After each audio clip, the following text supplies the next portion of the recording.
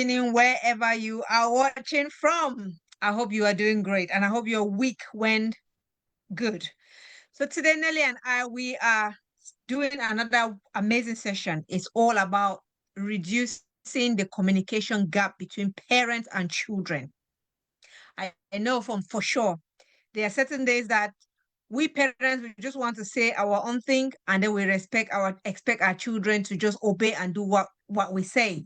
So and that is bridging a lot of difficulties between parents and children. So today Nelly and I we're going to be diving deep to share our experiences on how to bridge that gap or how to narrow that gap, communication gap between ourselves and our children. So for anybody who doesn't know me, my name is Peggy Barre. I'm a Survivor Empowerment Coach and the founder of Arise and Thrive Academy. Now, let me pass it to Nelly to introduce herself. Hello, everyone.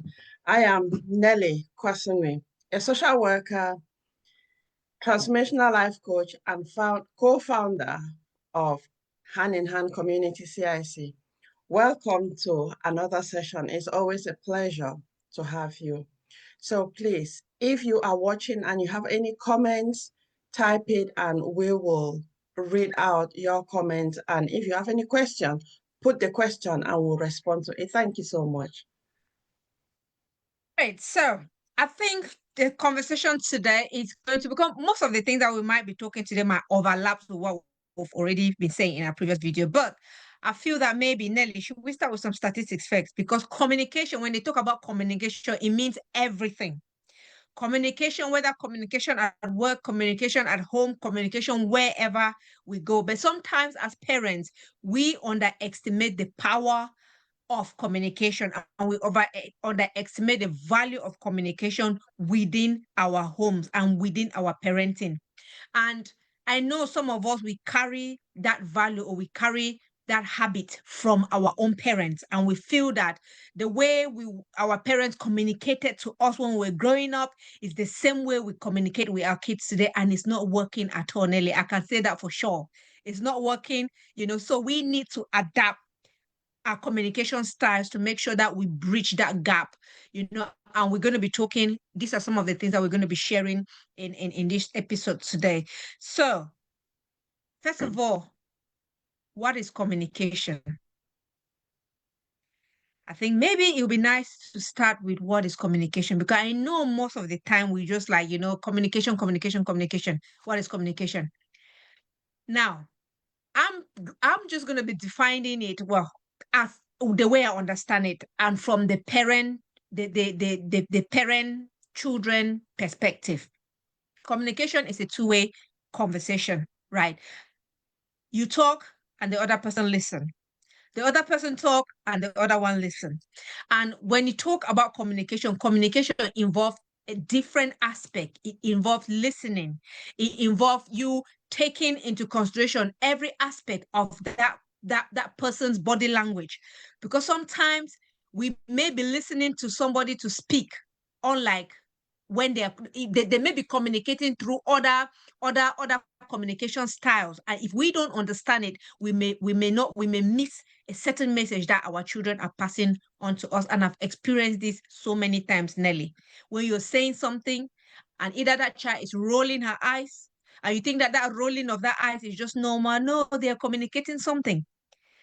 So yes, so that is just my own understanding of communication. It's a two-way street. You listen, somebody talks about somebody, the other person listen and actually digest the information before they can respond.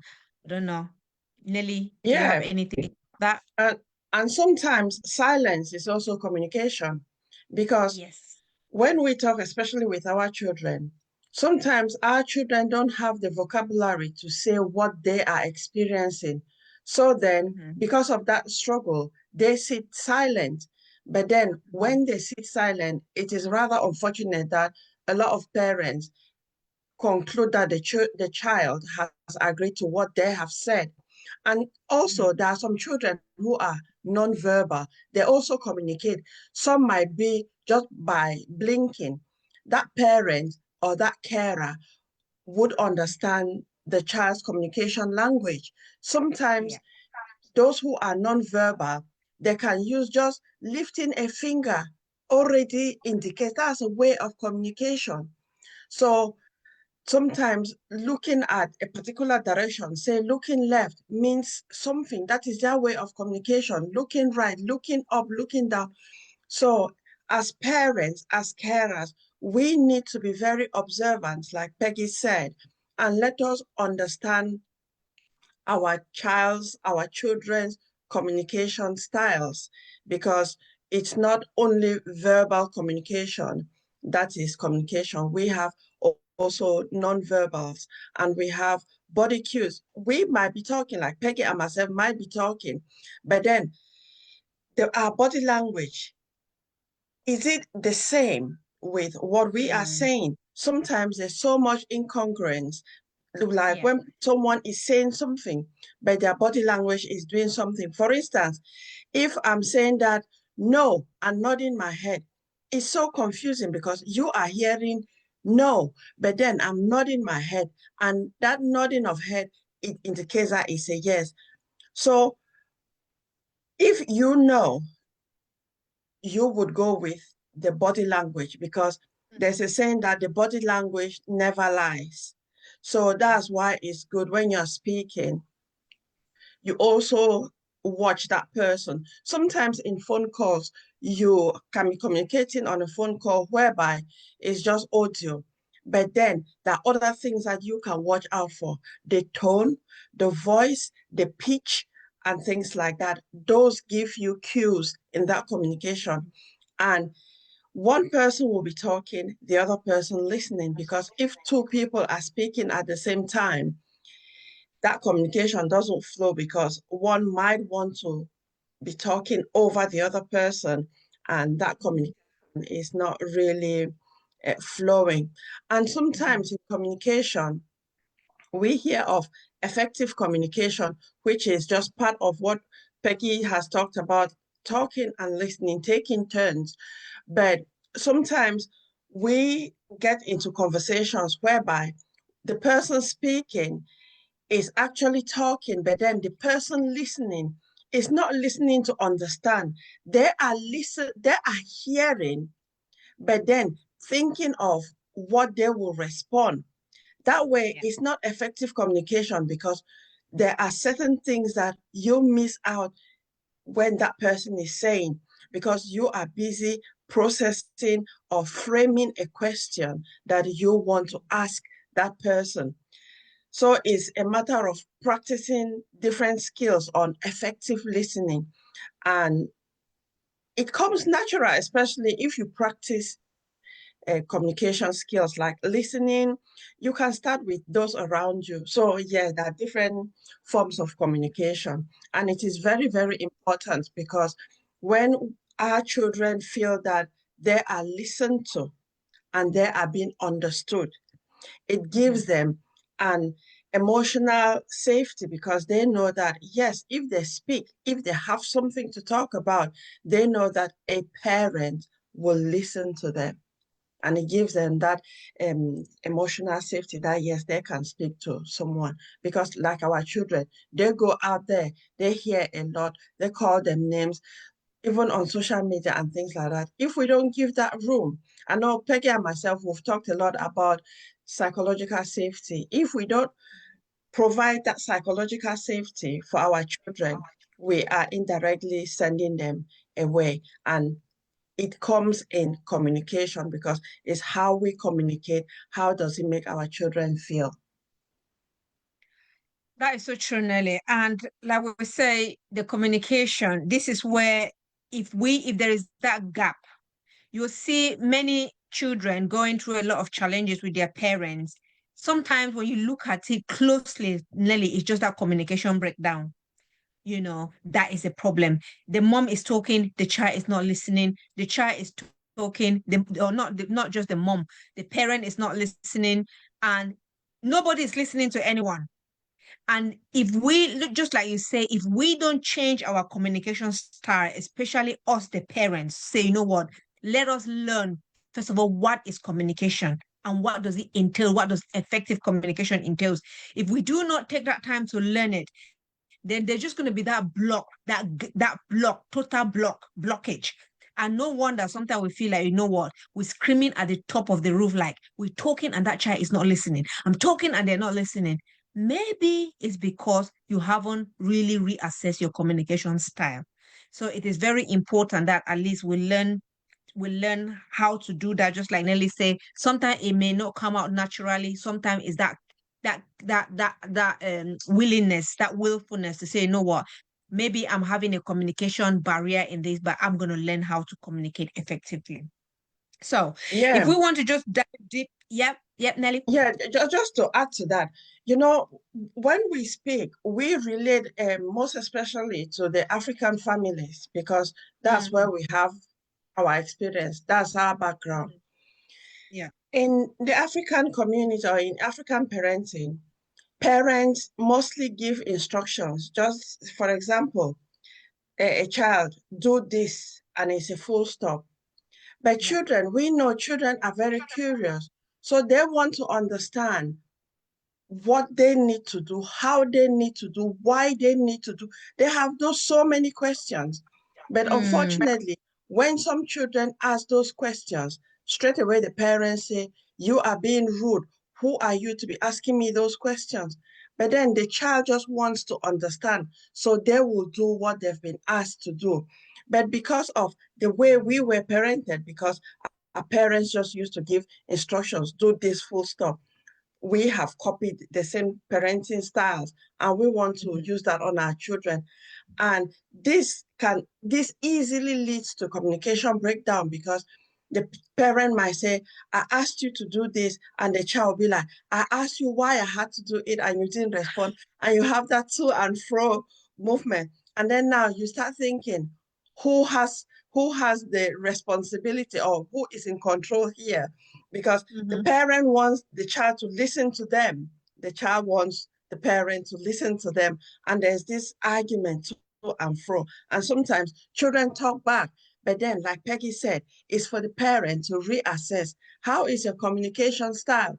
Because every human being, no matter how old the child is, whether the child is just a few weeks old, they deserve that respect and dignity. So Mhm. I think there's some reframing that needs to take place around I'm your elder, listen to the elder. I mean, I know elders have a lot of life experiences, but it doesn't mean that they know everything because the child might know certain things. It might be very little, but there are certain things that the child might know that the adult Mhm. does not know. Even regardless, is to make that child feel that their viewpoints, their opinion is valuable because those are some Yeah. of the little things that really impact communication. Because if a child is speaking and they feel that even if I speak, it doesn't make any difference, then the child might start withdrawing and they'll not want to Mhm. be speaking. And that's already the beginning of communication breakdown between parents and the child. And it might, in the long run, significantly affect the child because they might develop the belief that they don't need to say anything because they won't be listened and it will have impact, say, with their Mhm. communication, self-esteem. Yeah. No, that is so true, Nelly. I totally agree with that. Right. So if we want to dive into, we had some sub points that we're going to be talking on. It's just going to be guiding our conversation today. I think the first one is learn simple ways to listen better. So I don't know, Nelly, we want to talk about that. Maybe if you got a statistics, and then we can dive Yeah, I into have a that. I have I have my book here. So when I'm looking down, I just want to be very accurate with the statistic that I'm reading. So okay, it says that research shows that 78% of children feel secure when their parents practice active listening. So if their parents are actually listening to understand what the child is saying and not just hearing what the child is saying. Furthermore, Mhm. 92% of families report improved relationship when there's good communication with their children. Mhm. Positive parent-child conversations during childhood are linked to low aggression and better social adjustment in adolescence. Mm. So those are the statistics that I got. That is so interesting. And if you look at the statistics, I always say one interesting thing when you read statistics, when you read it in your ear, you're hearing numbers. But think about it, those are people, those are human beings, right? If you want to convert that number, that is huge. And if you think about how it is actually impacting the society. So statistics are good because it gives us that perspective and it makes us understand the gravity of that problem. And so, you know what? We need to find a solution to this, or people need to be conscious of the fact that this thing is happening and we need some change. Now, if I just want to share a little bit about my own personal experience, learning simple ways to listen better. We were talking about African style, like parents say something and the child listen. I can put my hand up that, you know what, that kind of that kind of value, that kind of belief was instilled in me that, you know what, when I say this, you do it without, you don't even question me, don't even ask why, just do it, you know. And there was one time that I started becoming so frustrated because you tell a child something and you will repeat that thing like 10 times, 10 times. And then you're wondering, why is it that this child is not actually listening to me when I'm talking? Or is it that this child is deliberately not doing this thing that I'm asking them to do? And as a parent, sometimes you can become really frustrated, right? And you walk into the house, even though you've repeated that thing over and over, you walk, come back, that same thing hasn't been done. And there was one day I called my son, I was like, is it that you're not listening to what I'm saying? Or is it that what is happening? And he said, I forget. I just forget. I forget. So every day, that means I have to be reminding you every day to do that thing. Okay, tell me, what can I do to instill that thing in your brain so that you will not forget next time? And he stood there looking at me like that. And children, this day, what they'll do, they just stroke their shoulder. They just make like that. And that's it. And that's an answer that they've given you, And as parent, honestly, it can be very, very frustrating. So what I tend to do these days is that there was one technique that I learned from you, Nelly. Sometimes I ignore it. I don't say it. But even though they think I'll be expecting them to do it. And another time I will send a text message. I say, you know what? I know that maybe you will forget that thing again. But I'm just sending this text message just to remind you that please, could you kindly do this thing and all of that. Now I've got it as a text message. Don't tell me that you forgot because you got it on you have it in your phone as a text message. So these are some of the things that Nelly, it baffles me because why is there that communication gap? Again, it's because of our beliefs where we're coming from and the way we are communicating. Sometimes we are communicating, and it's because we haven't actually instilled that effective communication culture within the family. Where you're talking to, as a parent, I can put my hand up, I'm guilty, where most of the time, maybe I'm talking to my child and I am on my phone. I'm talking and I'm doing something on my phone. What is it that I'm telling that child? That maybe when they're talking to me as well, they are on their phone.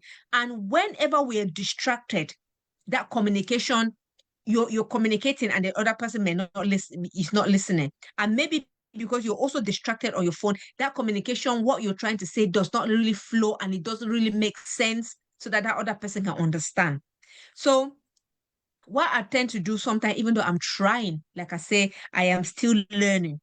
Sometimes I try to, if I want to say something seriously to my kids, I make sure I don't hold my phone. I make sure I don't touch my phone. And I make sure I try to find a time, a convenient time where they can listen to me. And then I can express what I want to express. But then another thing that I've learned is that expressing also matters. How is not what you say that matters, is how you say it. And I've come to learn that when I talk in a very nice, motherly, tony type of tone of my kids, they pick it faster. But if I come and I'm screaming like I usually scream sometimes, I know they will not even get what I'm saying. They'll turn around and say, you know what, they didn't even hear me. So how do I narrow that my communication gap? Just like Nelly and I were saying, is that it's about actually identifying, assessing our communication gaps ourselves, and then trying to say that, okay, this is where I'm failing. This is where I'm going to learn, and this is how I want to make an improvement, within my household, so that my children can understand me and I can understand them, and they know that they are being seen and heard. So yeah, I just thought I'd share that little experience. Yeah. Thank you for sharing that, Peggy. It's really helpful. When we share our personal experiences, it the effective is different because that's what we have gone through. At the time we were dealing with those challenges, we were not even thinking that we were just using the techniques that we had at the time. We didn't even know that now we'll be sharing it because the result has been positive. So I've shared my own experiences so many times where so many years back, I was really struggling because I was in an emotionally very low space where Mm-hmm. when I wanted to speak to my children or with my children, especially when it comes to disciplining my children, Mm-hmm. when I opened my mouth, tears would just come down because I was emotionally low. So at that Mm-hmm. I had to learn because I knew that I wanted to be a role model for my children. And I realized earlier on that I need to work on myself. So Yeah. that's when I got into lots and lots of reading, listening to videos and things like that. And I started using many different techniques. So there was a time when I know communication breakdown within the family, and my children were really struggling. They, I saw them and I knew they wanted to communicate, but then they were not talking. They were not, you know, just the way they would act, the body language. Mm-hmm. Talked about the body cues. I would know that Mm-hmm. there's something heavy within them. So then I started, like with my two younger children, I dedicated time for each of them, 30 minutes, Mm-hmm. and I told them. So bit by bit, I mean, these things doesn't just solve easily. It takes time, and Yeah. consistency is key. So Yeah. one of the things that I implemented was that when it was meal time, no television, no phones. So we will sit at the table and eat together. At the time, we used to eat together. But now Mm-hmm. everyone has a different time that they're doing different things. So it's really hard Mm-hmm. for us to eat together. Yeah. But just similar to what you said, when we are having when I want to have like certain communication, it doesn't have to be serious. If I want them to know that I'm fully present, I take away all distractions. I put my phone away and Mm-hmm. I tell them if they come with their phone, I tell them to put their phones away. And sometimes Yeah. they realize that my phone is away and they will automatically put off their phone. Or if it's something that they need to finish, I'll wait for them. So if they want to finish sending a text or something like that, I'll wait for them. So they understand that I am waiting for them to put the phone away. And then when they Mm-hmm. do that, then I start talking. Or sometimes when I'm talking and their phone goes off and they want to answer it, I will stop talking. Even if I'm mid-sentence or mid-word, I'll just stop Mm-hmm. talking. And then when they realize that I've stopped talking because of them, then they will hurry or they'll stop whatever they were doing on the phone, put it away, and then come back. And then Mm-hmm. interestingly, with regarding the shouting, for you and me is opposite because my children know that I hardly raise my voice. So if I tell them to do something and they don't do it, they know that to an extent I'm patient. I will tell Mm-hmm. them, I'll use different ways to tell them. But the moment I raise my voice, it's like confusion in my house because my children don't like it when I raise my voice.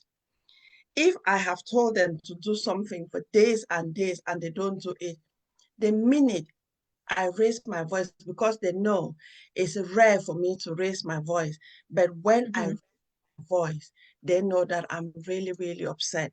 And straight Mm-hmm. away, they will go and do whatever they needed to do. And the funny is, Mm-hmm. it will not take them long. And sometimes Yeah. I ask them, why do they have to push me to shout before they do something that it will take them just a short time to do? So that's where Mm-hmm. we are opposite. Absolutely.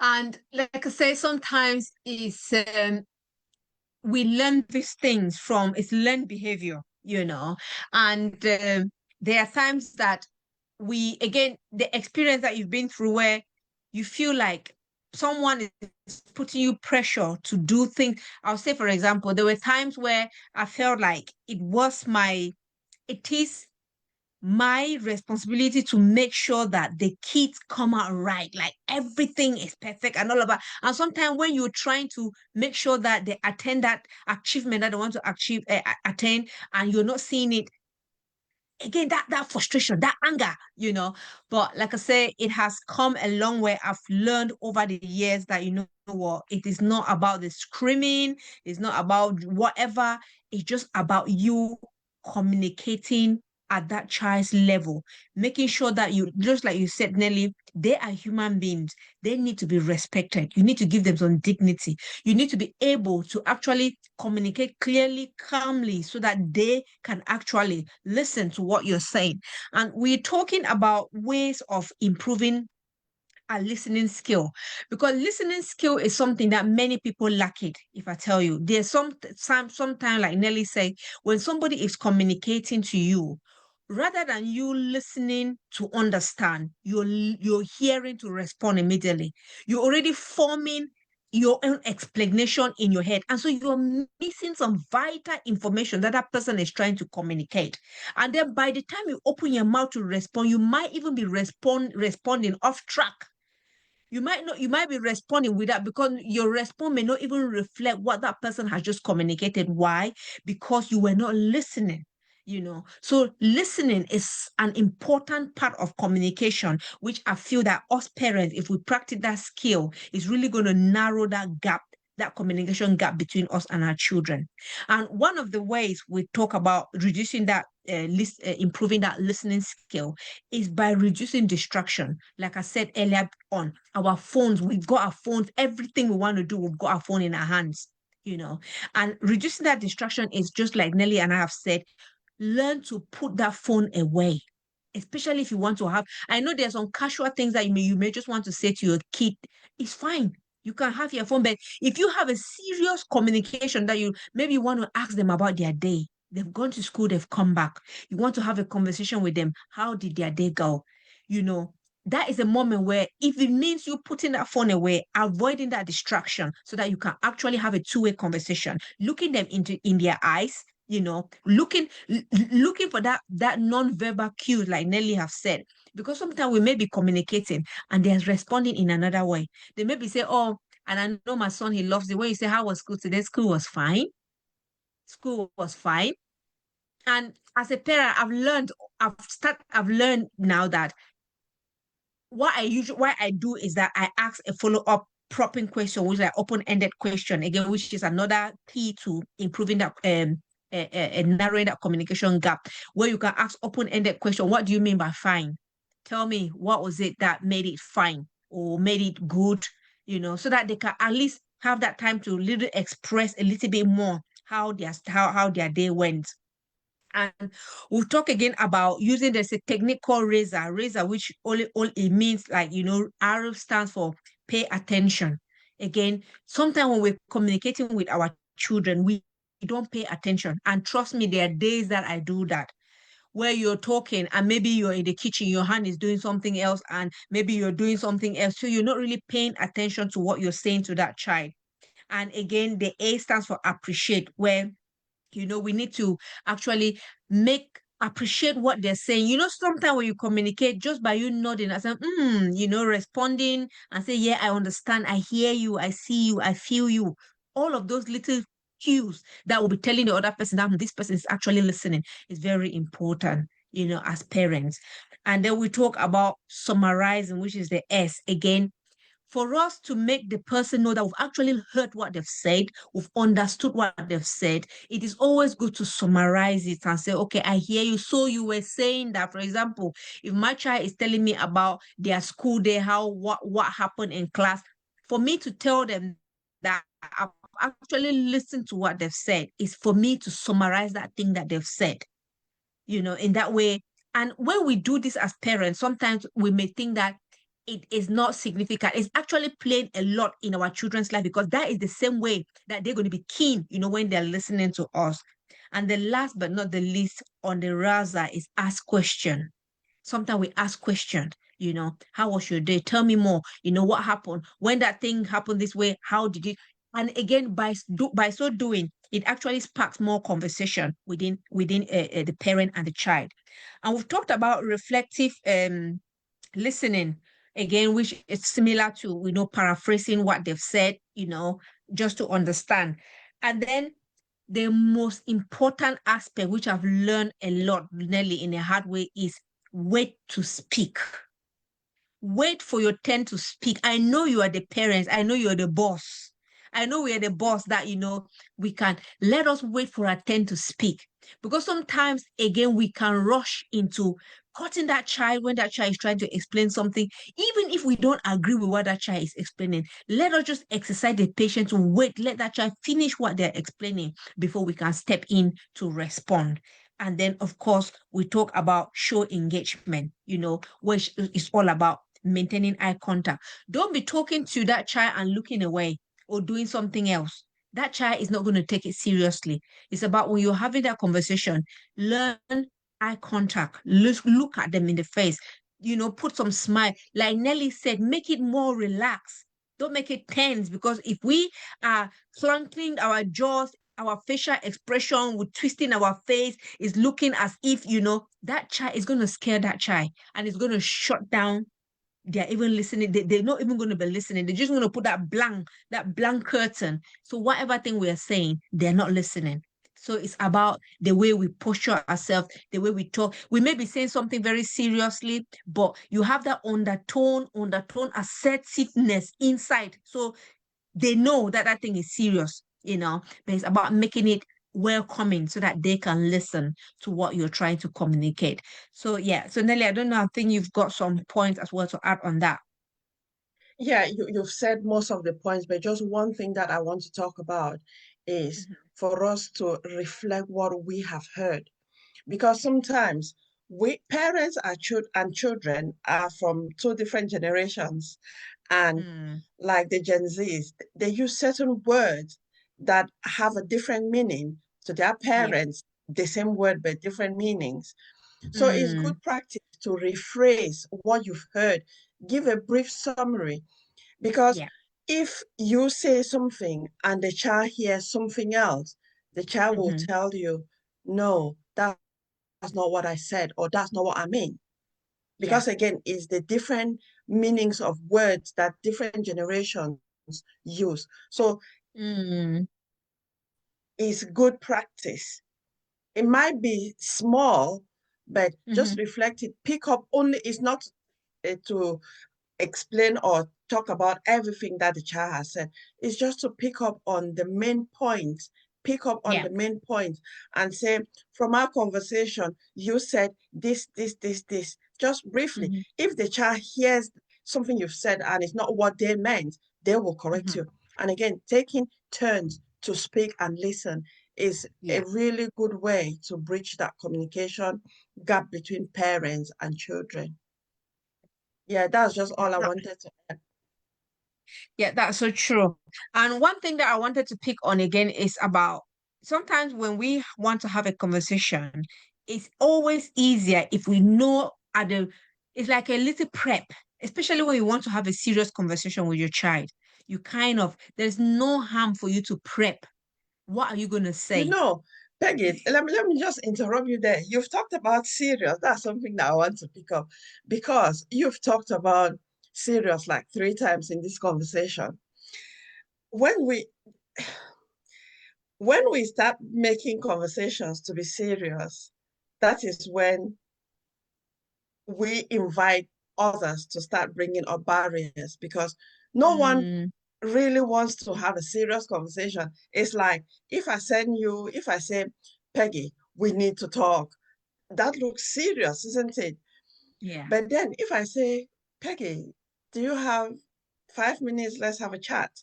It's different. Mm, So it's for me, is that seriousness, because without using the word serious or let's have a yeah. talk, there are other ways that you can get your message across in a way Yeah. that that person will not feel intimidated, because Mm-hmm. when they feel intimidated, they will easily shut up, and then that communication will not flow, and then it might need lead to probably argument, or one person will stop talking or things like that. So sorry, I Yeah. just interrupted there because you So talked about maybe it's seriousness. not about maybe that when I say serious, I mean like there's some casual conversation that you have sometimes with your children, and there's some conversation which I mean like, for example, if I want to do like say whenever I receive their report from school or school report, that conversation that I'm having regarding that school report, that is what I tend to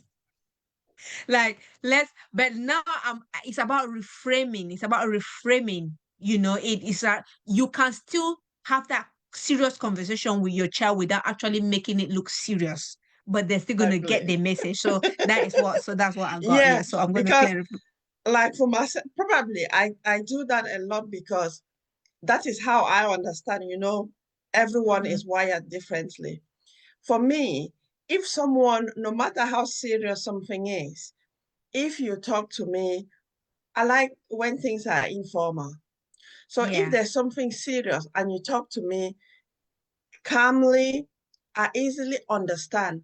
But Yes. when you shout or when you want to make it really serious, it freaks Mm-hmm. me out and I don't understand, because I know even at work, I've got in trouble a lot of the times because I remember this time we were in a meeting and it was meeting with the legal team and my managers and things like that.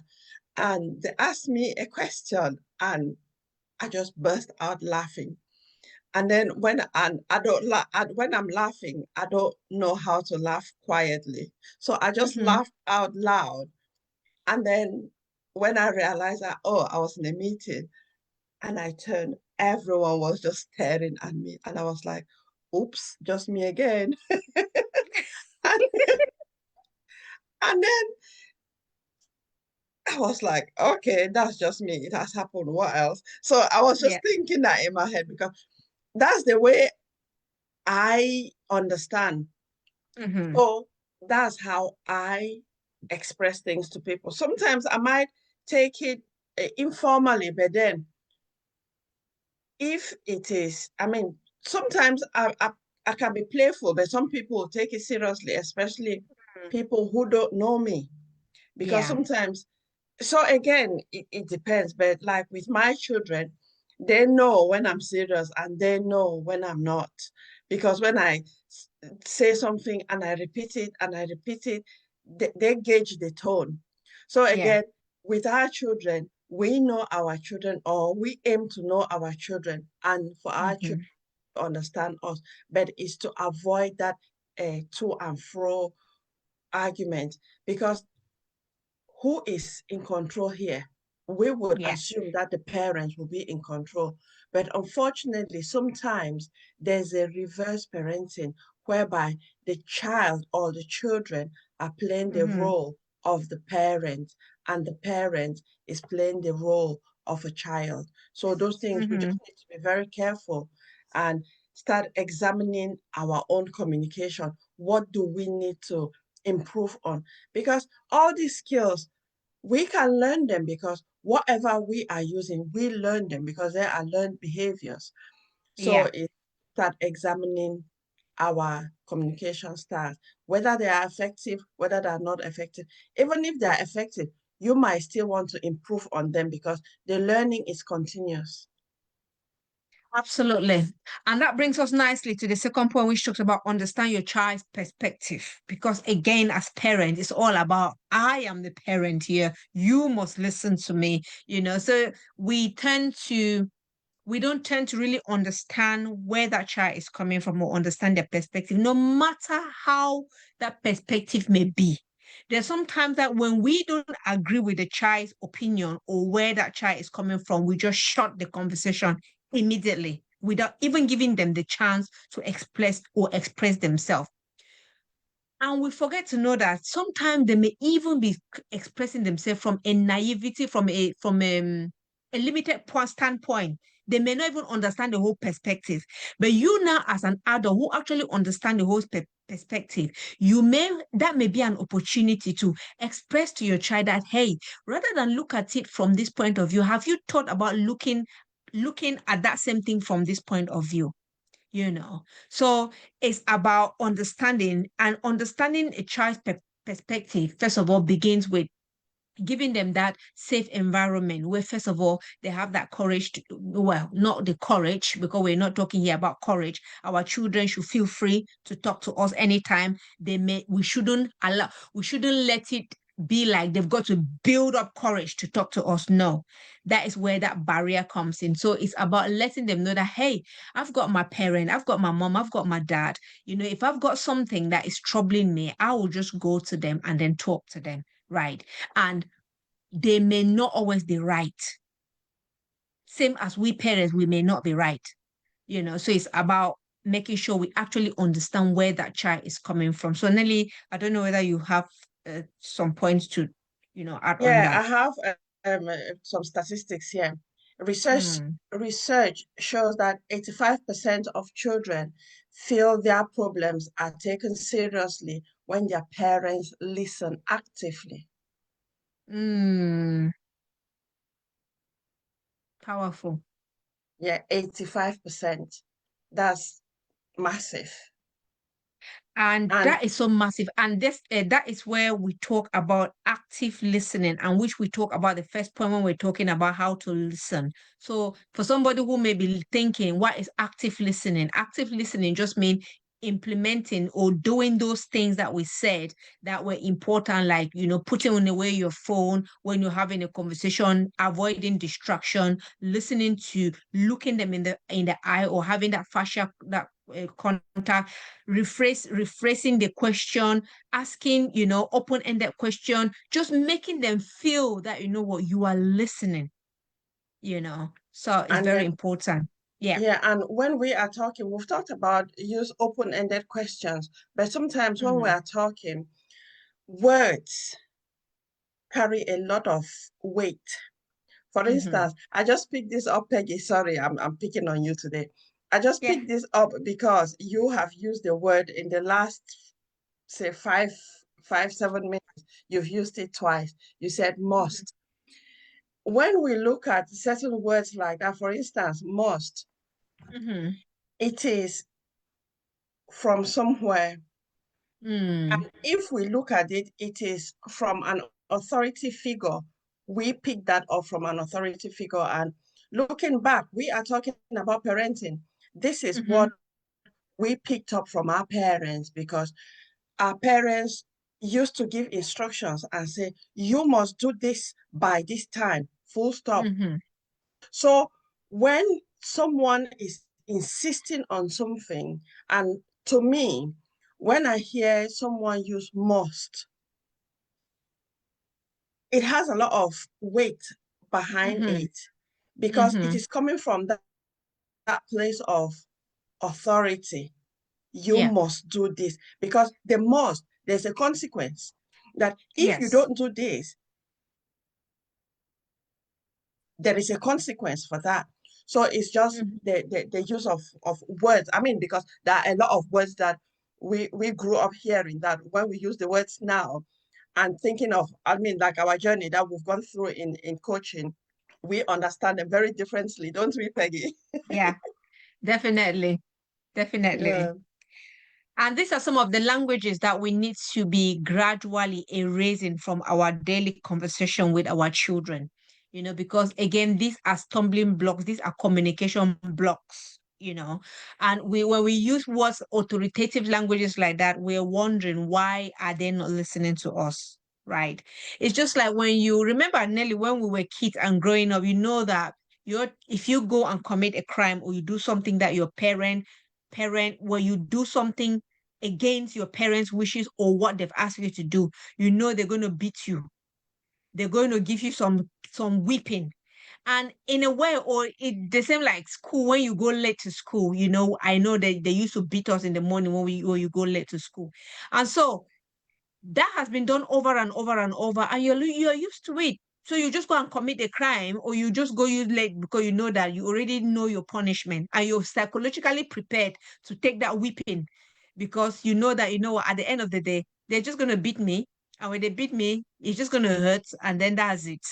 So again, these are some of the things that when it comes to authoritative languages within our family unit, when we use them over and over and over, our children, they don't take it seriously. In our mind, we think that maybe those authoritative languages are a way of letting them actually obeying and do what we are asking them to do. But they are saying it as, what, after all, I've been hearing that thing over and over and over. In fact, it doesn't even mean anything to me. So this is where Nelly and I were saying that we need to step down. We need to step down and make the environment. And that brings us nicely to the third point where we talk about create a safe space for honest conversation, where we need to step down. The thing is that we need to, as parents, I know sometimes it's hard to accept, but it is the honest truth. We need to bring ourselves, we need to be functioning at how do they call it? Level playing field, if I may put it that way. But that does not mean that your children govern you, or your children, or you don't have an upper edge. That doesn't mean that you're losing or you've lost your parental control. No, it doesn't mean that. But you function in an environment where your kids feel like, hey, this is a safe environment. I can feel free to talk to my parents. I can tell them whatever thing I can express how I feel. I can tell them whatever thing I want to say. But you would have built that respect. Even though I've made it a level playing field, there is something still called respect. There are some boundaries that you won't cross. You can speak, you can say, but there are certain things that when you get here, you know that this is the boundary. Do not cross this boundary. So it's about I think for me, we need to learn. And I say this as a parent, that I am learning. Sometimes that my childhood mindset will kick in. But then I need to remind myself that I am not in those days anymore. I am in the present, the Gen Z's generation. So I need to, like, okay, let me adjust myself and, you know, go with the flow, so that at the end of the day, you just want to make sure that your kids actually know that they're in a safe environment, they are free to speak, and they know that they're being heard and listened to and seen. Yeah, so Nelly, I don't know whether I know you've got some statistics on that third point as well.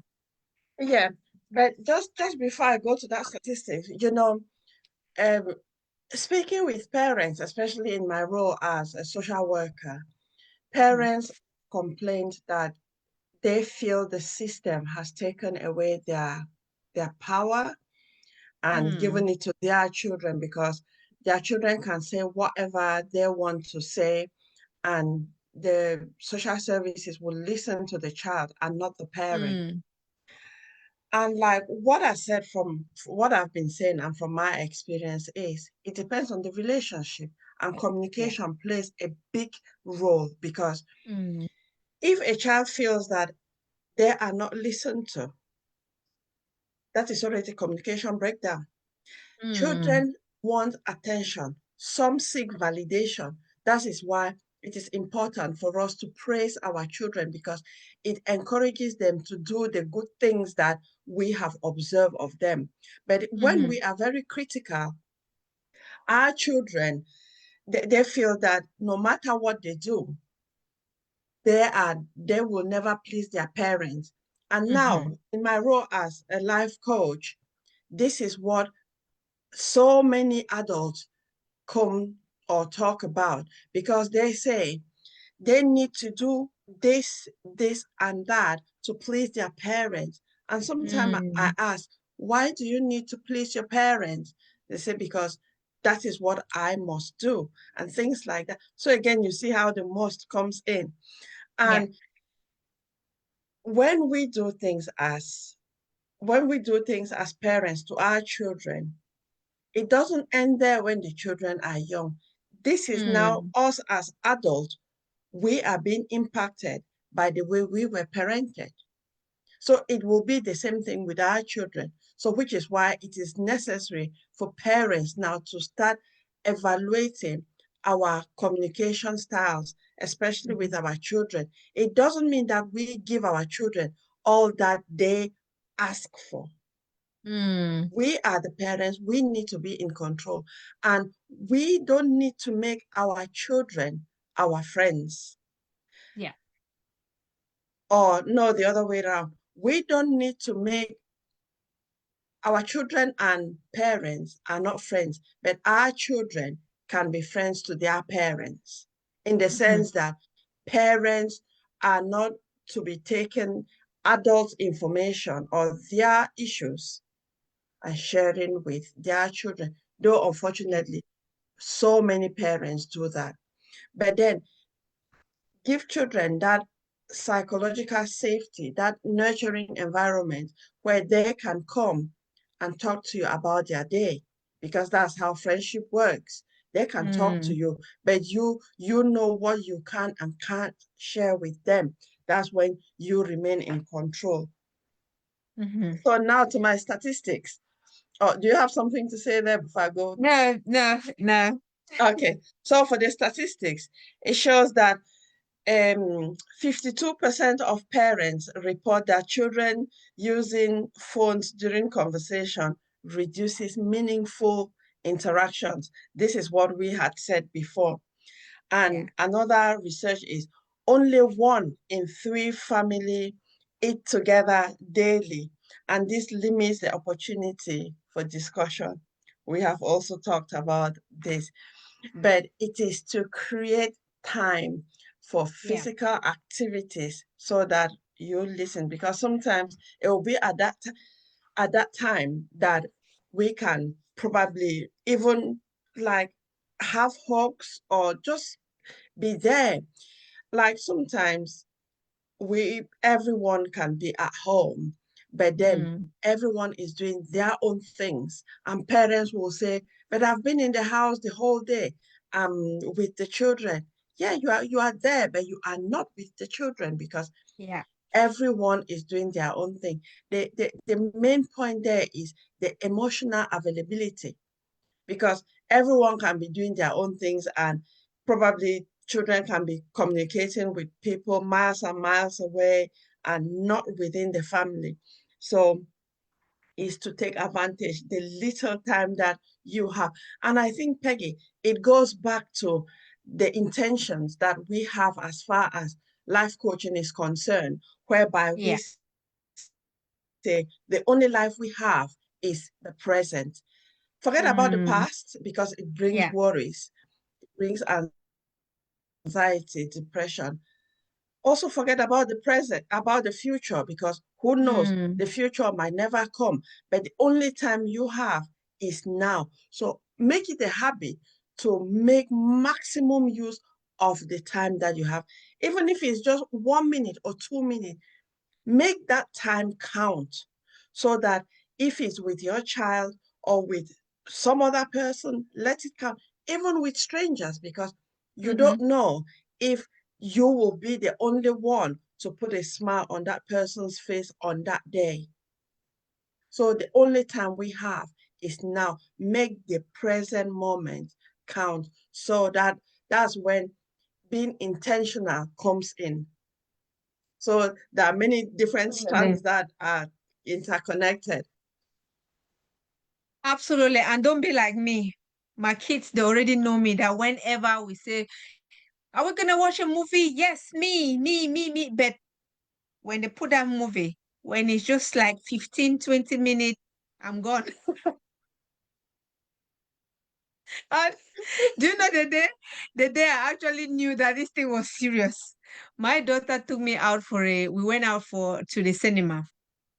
And when we came back, she was explaining to the siblings how the day went. It was enjoyable. And I heard my son ask, did mom stay awake throughout the that's when that's when I knew this thing. And then me, I was just like, yes, yes, yes. And then my daughter said, mom, at one time I saw you nodding, but it wasn't.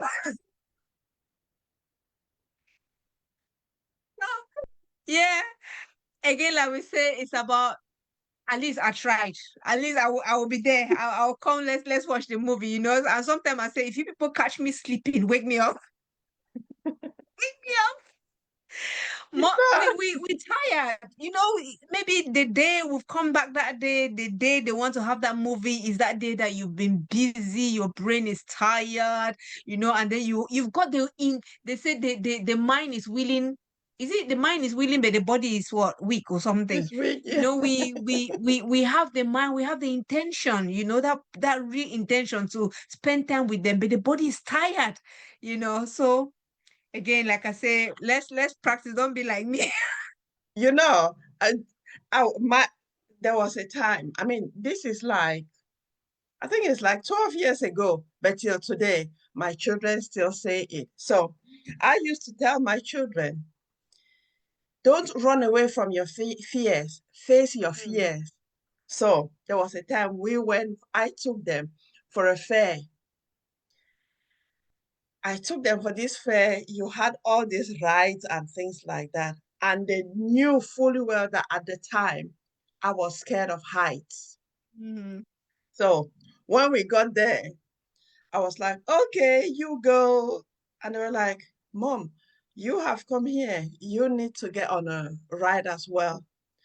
Inside me, I was panicking because I knew that I don't like heights. And you know how these things are really, really high. So I was like, but you know, I'm scared of heights. I said, yeah. I said, Mom, you need to preach what do you say? Do what you preach or something Practice like what that. you preach. Yeah. So I was like, okay. I said, you got me there. I will go. We went on this ride. So as we went, one daughter sat this way, one sat the other way, and they put the buckles and things like that. And before it even took off, I was already panicking. So we got somewhere mid-air.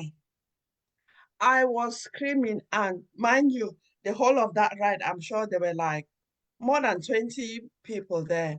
I was the Mm-hmm. oldest, but it didn't matter. I was crying. I cried, honestly, I cried. And I asked my children, can they pause it? They were like, no, mom, till that cycle finishes. And you know, it got somewhere at the top and then they just dropped it. Drop. Oof. See, my heart sank. I cried and I said my last prayer and I asked God to forgive me of all the sins that I've committed. And then it got to that point where I could not speak. I was just sat there, quiet. You know, I had given up. So my children, they held me on both sides. So eventually, the ride ended. I could not walk because my whole body was shaking. So coming down from the ride, we had some steps to go down those stairs. My children on both sides, they held me and we went down the stairs. I looked for somewhere and sat. And they continued. They went on other rides, and I was there. They came some hours after. I was still sat where they left me because my eyes, Your eyes. everything.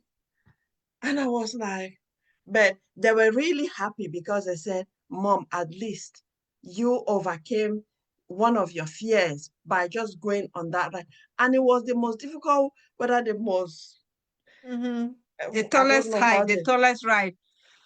No, that And one. so since that, imagine it's more than 12 years, and they're still saying it till today. When something happened, they're like, "Oh, mom, do you remember that time when?" I'm like, "Yeah, I remember, but you people helped me in a way." So That. that it happened once, but Mm-hmm. for them is very, very significant, Yeah. because I think that was one of the times that they saw how vulnerable I was. That same thing happened to me when we went for a ride, and me there, I was trying to help my daughter. I said, "Let me accompany, let me let me accompany her because she was scared of heights and of rides." I said, "Okay, let me accompany you." Hi, we got there. She was the one instead. So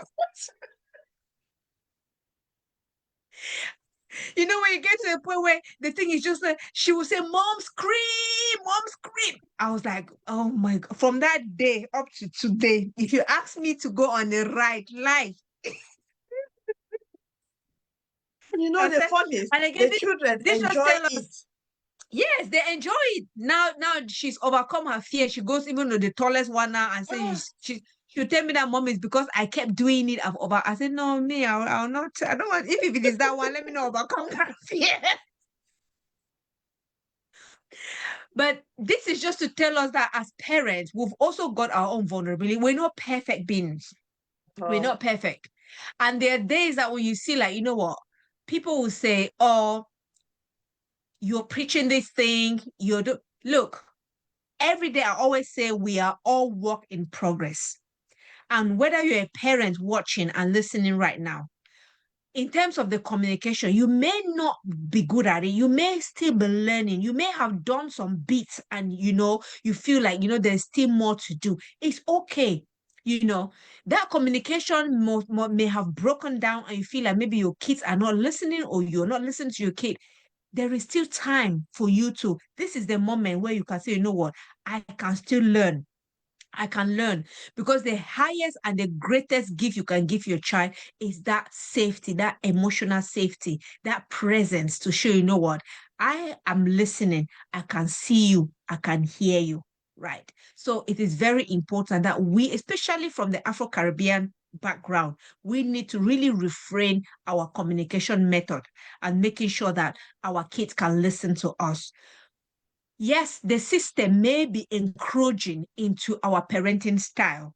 But like I always say, if you as a parent actually know your values and know what you stand for and actually know what is good and best for your children, you will make sure that you implement certain things at home that is going to give those children the confidence, to be able to interact out there and tell these people who are so-called the system that you know what you're doing. You know what you're doing, you know how to communicate, you got the skills, you know what you so they want to also believe and see that you are actually doing what aligns with what I don't know what in the best interest of the children, put it that way. Because I always say at the end of this, all about safeguarding, about making sure that we are working in the best interest of the children and we have the capability of safeguarding these children. Now, if they come and see that you are not communicating with the children and the child is feeling like they're not being heard, what is going to happen? They're going to step in. And this is where we feel like maybe our power, our parenting, the power, our parenting responsibility has been taken away from us. Yeah.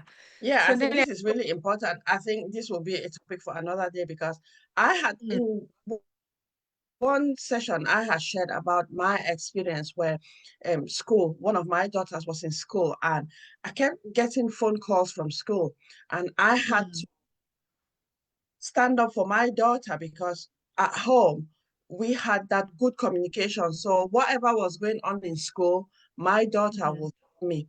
And yeah. to cut a long story short, school kept on ringing me every day, and this day I had had enough. And when one of the teachers from school rang me, I listened and listened and listened. I was patient.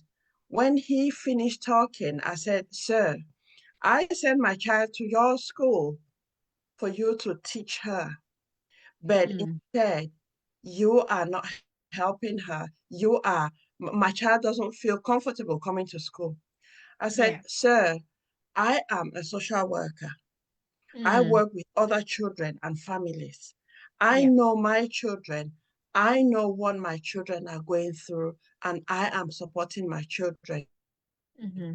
That was the phone call.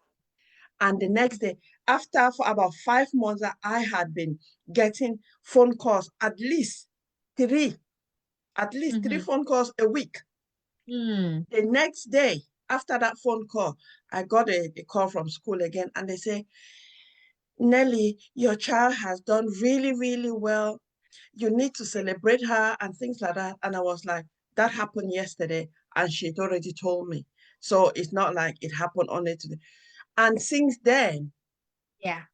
I didn't get those calls. So we need, if like in my case, if I didn't have that, if I was not having that open communication with my child, I wouldn't have Mm. known what was going on in school. And probably I could have not been able to advocate for her, because I had to Yeah. advocate for her because I knew that she was telling me what was going on in school. So this is just Mm-hmm. an example of sometimes children, things happen to children in school, and teachers have their own interpretations, parents have their own interpretations, and when Mm-hmm. they get to school, is whose interpretation are they going to take? Probably the parent doesn't know the child's interpretation, and Mm-hmm.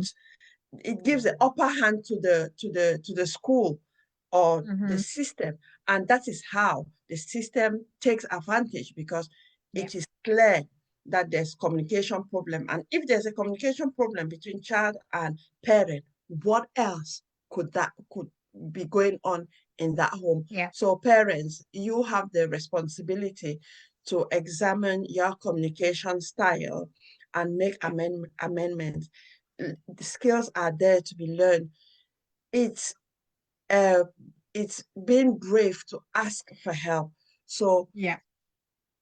let's erase that mentality that asking for help is a weakness. It's because Mm. you want to change your current situation. So go out there, ask for help from appropriate sources.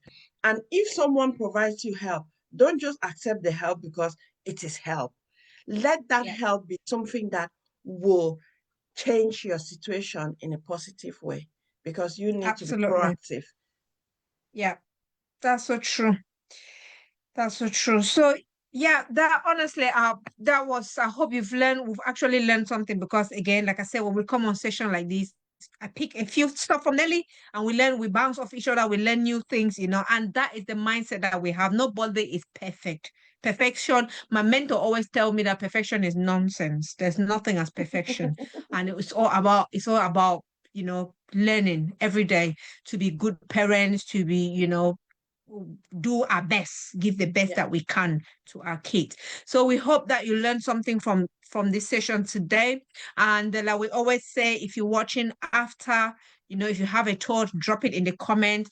If you want us to talk about a specific topic, leave it in the comment. Nelly and I will always pick it up. And then, yes. And of course, if you want to come and be a part of a panel to share something, please, by all means, reach out to us, and we will add you to this panel, so it can be a three-way conversation, which is great. So without further ado, Nelly, I don't know if you got anything to end, and then we can close it for the day. I think you've ended it nicely. Just to say thank you so much, and learn, learn, learn. Be open to learning. Thank you, and have a And nice weekend. and happy Mother's Day. If we don't have the chance to say happy Mother's Day, I think it's on Sunday. Happy Mother's Day. Keep being the wonderful mom, the wonderful parents, and keep doing your best. So we love you. Take care. Thank you. Bye. Bye.